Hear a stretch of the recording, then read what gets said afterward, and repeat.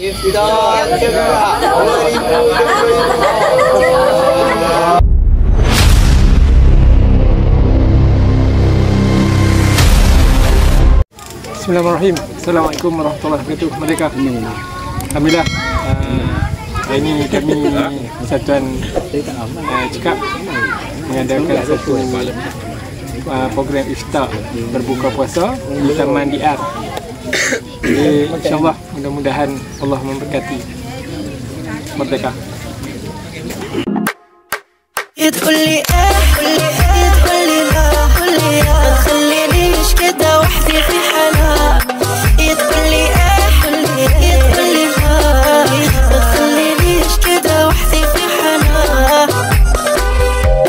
كل الدقيق انا قلبي دق الدقيق انا حالي مش تمام يا حبيبي مش بنام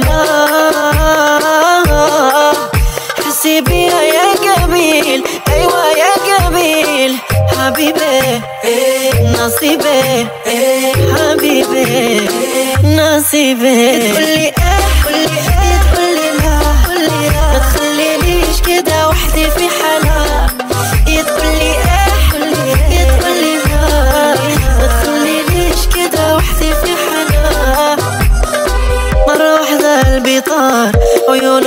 Balik nanti kaji sikit intermittent fasting, jadi dah wajar ni.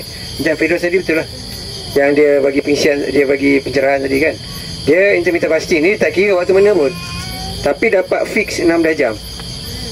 Kalau yang malas pun 12 jam. Stop, kalau biasa macam saya stop pukul 6, 10 makan kan, ataupun power sikit pukul 12 malam. Kita ada makan-makan malam, kemudian puasa lah sampai pukul 12, pukul 3 petang kan, tu kita makan balik kan. Kita kena biasa kan, supaya puasa ini awet muda. Kenapa dia awet muda? Sebab dia makan sel-sel yang sepatutnya dibuang dalam badan, tapi dia tak keluar.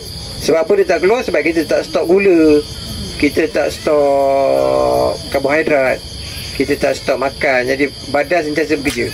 Badan kita sebenarnya dia kena shutdown 12 jam. Jadi dia mulakan mulakan buat kerja dia.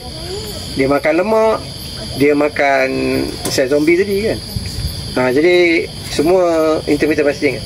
Puasa kita puasa sampai beli.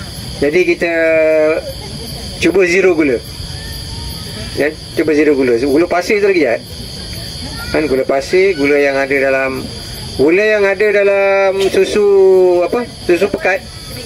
Susu pekat pun sama, sebab dia gunakan buangan kilang gula macam boba kan. Dia macam tu lah. Dia gula yang paling susah diolah badan.